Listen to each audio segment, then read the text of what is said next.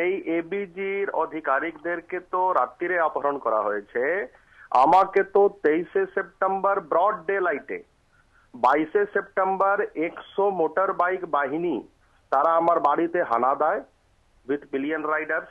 চেয়ারম্যানকে আমি জানাই, এসপি কে জানাই, সব জায়গায় কমপ্লেন করা হয়। 22শে সেপ্টেম্বরের ঘটনা।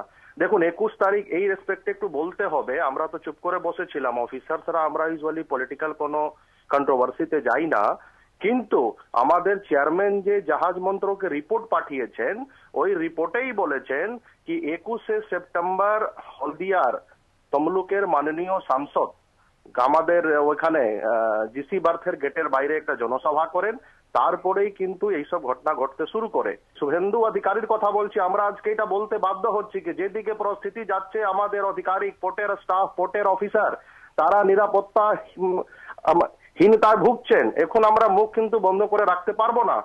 1 মাস হয়ে গেছে আমরা কিন্তু কোনো পলিটিক্যাল কন্ট্রোভার্সিতে কোনো অফিসার কোনো স্টাফ এখন পর্যন্ত যায়নি, কিন্তু যেদিকে পরিস্থিতি যাচ্ছে এখন কিন্তু আমাদের মুখ খুলতে বাধ্য হচ্ছি। মাননীয় সাংসদকে বলবো আমাদের ক্ষমা করবেন, কিন্তু যেদিকে পরিস্থিতি নিয়ে যাচ্ছেন এইটা একদম সুটেবল নয়। হলদিয়া বন্দর বন্ধ হবে, এখানকার শিল্প কোলাপস করবে।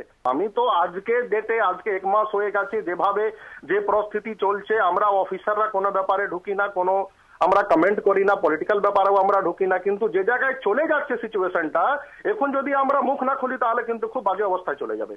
পোর্টটাই বন্ধ হয়ে যাবে, আমার চাকরি থাকবে না, তাহলে আমি আর চুপচাপ হয়ে তো চুপচাপ সব সময়ের জন্য হয়ে যাব। এটা তো বরদাস্ত করা যায় না। পোর্ট বন্ধ হয়ে যাবে এটা তো আমরা ভাবতেও পারছি না, কিন্তু যেদিকে নিয়ে চলে যাচ্ছে এরা, এটা পোর্ট বন্ধ হয়ে যাবে। ট্রেড তো অলরেডি ধামরা, পারাদ্বীপ এবং ভাইজাকে কার্গো ডাইভার্ট করতে শুরু করে দিয়েছে। আমরা অলরেডি কিডন্যাপিং যে আমাদের হয়েছিল কিংবা আমাকে ট্রান্সফার সাসপেন্ড করা হয়েছিল, টোটাল বিষয়টাকে নিয়ে আমরা অলরেডি কলকাতা হাইকোর্টে মুভ করেছি। ল অ্যান্ড অর্ডার নিয়েও এবিজি যে মামলা করেছিল ওখানে হলদিয়া ডক অফিসার্স ফোরাম একটা অ্যাডেড পার্টি হয়েছে। পুরো পরিস্থিতিটাকে নিয়ে আমরা কিন্তু কলকাতা হাইকোর্টে গেছি।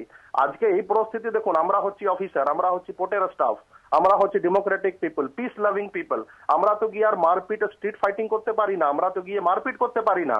আমরাও কিন্তু স্টেট গভর্নমেন্ট থেকে এবং ডিস্ট্রিক্ট অ্যাডমিনিস্ট্রেশন থেকে কোনো কোঅপারেশন না পেয়ে এখন আমরাও কিন্তু কলকাতা হাইকোর্টেরই দ্বারস্থ হয়েছি।